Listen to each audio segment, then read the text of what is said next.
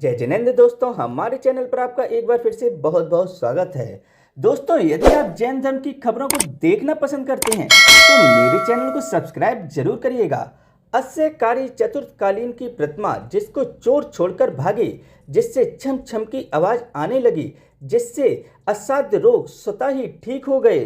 दोस्तों, आप विश्वास नहीं करेंगे कि मूर्ति चोर आए और मूर्ति उठाए, पर फिर स्वयं ही मूर्ति छोड़कर उन्हें भागना पड़ा। यही नहीं, कई बार रात्रि के अंतिम प्रहर में यहाँ पर छम छम की नृत्य की आवाज सुनाई पड़ती है। यही नहीं, प्रतिमा को देखने मात्र से आज का शरीर के असाध्य शीत और खुजली के रोग स्वतः ही ठीक हो जाते हैं। ऐसे ही धवल पाषाण की 11 इंच की मनोज्ञ महान अस्यकारी सर्व संकटहारी 8वें तीर्थंकर श्री चंद्र प्रभु स्वामी की उस प्रतिमा की आज आपको जानकारी देते हैं, जिसे चतुर्थकालीन संवत 135 से प्रतिष्ठित बताया जाता है।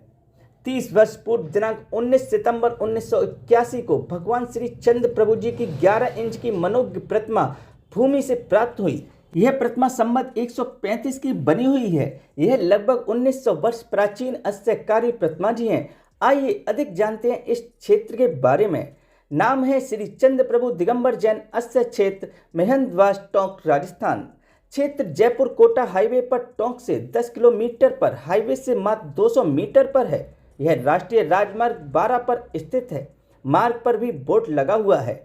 आइए अब इसके इतिहास के बारे में जानते हैं। दिनांक 19/9/81 को आसोद बदी षष्ठी के दिन जिला टोंक से 11 किलोमीटर कोटा मार्ग पर ग्राम में एक खेत में मेड़ बनाते समय एक युवक दुर्गानाथ के हाथों देवादिदेव भगवान चंद्र प्रभु की सफेद पाषाण की प्रतिमा प्रकट हुई, जो कि 11 इंच की है। यह प्रतिमा मनोज्ञ एवं चमत्कारी है।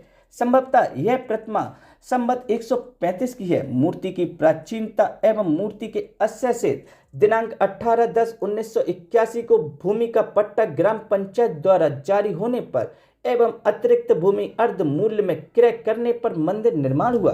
वार्षिकोत्सव प्रतिमा प्रकट होने की तिथि से मनाया जाने लगा है। दिनांक 20/4/1983 को मंदिर की आधारशिला ब्रह्मचारी बाबा सूरजमल के निर्देशन में रखी गई। भव्य प्रतिष्ठा 22/2/1985 को परम पूज्य आचार्य श्री 108 श्री योगेंद्र सागर जी महाराज के सानिध्य में संपन्न हुई। दोस्तों, ऐसी ही जानकारी को देखते रहने के लिए मेरे चैनल को सब्सक्राइब जरूर करिएगा। धन्यवाद।